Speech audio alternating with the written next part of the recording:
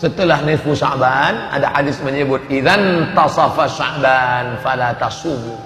Kalau sudah lewat nisfu Sya'ban, fala tasumu, jangan puasa lagi. Nanti ada ibu yang puasa tanggal 21 Sya'ban. Ibu kok nggak makan? Saya puasa. Apa ibu nggak tahu hadis ini? Idzan tasafa Sya'ban fala tasumu. Kalau sudah nisfu Sya'ban, jangan puasa lagi. Lalu ibu, bapak pun banyak yang takut puasa karena orang menyebut jangan puasa lagi, jangan puasa.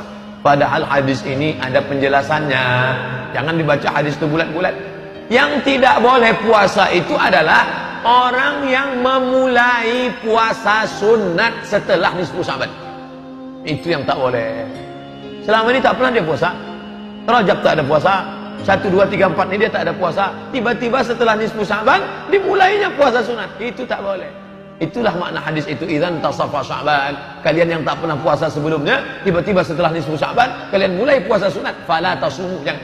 Tapi bagi orang yang melanjutkan puasa, ibu, bapak memang biasa puasa Senin, Kamis, Senin, Kamis, Senin, Kamis, kebetulan jatuh pada tanggal 21, jatuh pada tanggal 17, boleh.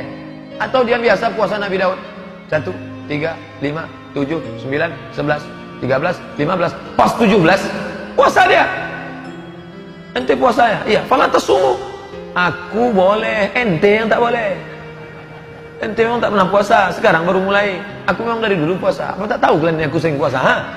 Itu pun tak boleh juga. Riya namanya. Idzan tasafa Sya'ban, yang dimaksud idzan tasafa kalau sudah lewat pertengahan, memulai puasa. Adapun melanjutkan yang sudah hampir selama ini boleh. Yang kedua, siapa yang boleh? Mengqadha. Mengqadha boleh. Diqadhanya pada tanggal 17, 18 boleh. Adapun hikmah kenapa dianjurkan puasa ini, supaya kita sudah merasakan manisnya puasa. Beda antara orang yang mulai lomba lari, beda antara mulai orang yang lomba pemanasan mau masuk main bola, dengan orang yang sudah lari-lari, maka main bolanya dia nyaman. Begitu juga dengan ibadah ini. Ada orang yang baru pemanasan, gelisah dia di awal Ramadan, tapi orang ini sudah merasakan manisnya puasa, sehingga manis Ramadan dia beda dengan manisnya Ramadan orang yang baru memulai. Kita ikuti saja sunnah-sunnah perbuatan Nabi ini, maka kita akan merasakan manisnya iman. Manisnya iman, manisnya puasa, manisnya tahajud, manisnya ibadah, manisnya munajat kepada Allah Subhanahu wa ta'ala. Poin terakhir tentang Sya'ban adalah bulan Sya'ban mengingatkan kita tentang pindah arah kiblat.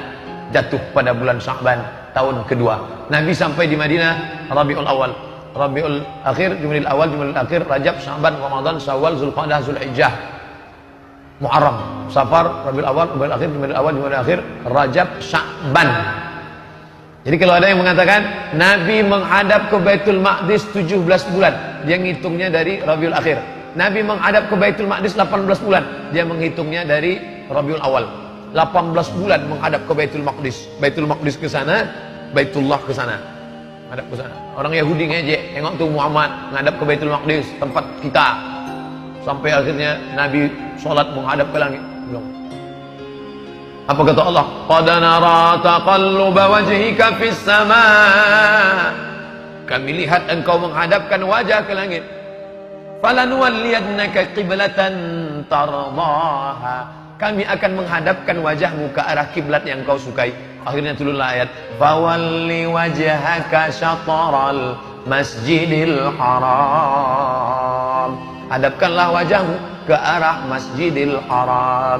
Ayat itu turun pada waktu zuhur. Zuhur ayat itu turun di kota Madinah Al-Munawwarah. Orang Kuba baru berpindah arah kiblat subuh. Asar, maghrib, isya, subuhnya barulah orang yang ada di Kuba, sampai ayat itu disampaikan oleh sahabat ke Kuba, barulah mereka pindah arah kiblat ke arah Masjidil Haram. Itu terjadi pada bulan Sya'ban. Maka bulan Sya'ban mengingatkan kita tentang Al-Masjidil Aqsa. Masjidil Aqsa adalah Ka'bah tertua kita, kiblat tertua kita. Kita 18 bulan menghadap ke sana selama di kota Al-Madinah Al-Munawwarah, yang awalnya diperintahkan Allah untuk melunakkan hati orang Yahudi, tapi hati Yahudi ini keras, tak bisa menerima itu. Maka Allah balikkan arah kiblat. Tidak ada alasan orang Yahudi degil, padahal sudah dilunakkan dengan tengoklah Nabi Muhammad ini sama dengan Musa, Nabi Muhammad ini sama dengan Isa. Kenapa kalian menolak yang dibawa oleh Musa sama dengan yang dibawa oleh dia? Kenapa kalian menolak juga? Tidak ada alasan. Tapi dasar mereka ini orang yang paling sulit menerima kebenaran. Maka Allah tunjukkan keutamaan maka kita pun mengenang Al-Masjidil Aqsa. Adik-adik, mahasiswa, mahasiswi, bapak-bapak, ibu-ibu, buat wallpaper laptop Masjidil Aqsa. Buat gambar HP Masjidil Aqsa. Ini Ustaz ini ceramah aja atau ngomong aja. Saya dari dulu wallpaper memang Masjidil Aqsa, supaya ketika hidup nampak Masjidil Aqsa. Ini enggak, wallpapernya artis. Ingat artis aja dah. Buat Masjidil Aqsa. Subhanalladzi asra bi 'abdihi lailan minal masjidil haram ilal masjidil aqsa alladzi barakna haulah. Mengenang itu, kita akan mengenang bagaimana keadaan saudara-saudara kita di Palestina sekarang. Maka gelisah hati.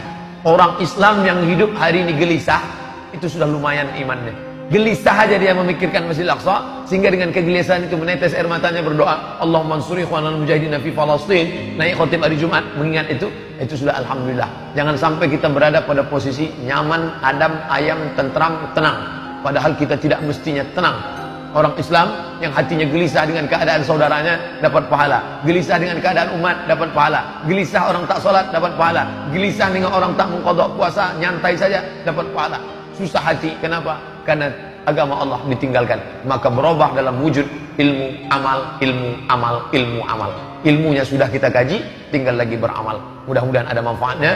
Selanjutnya kita sholat sunat isyraq 2 rakaat. Terima kasih. Mohon maaf atas segala kesilapan.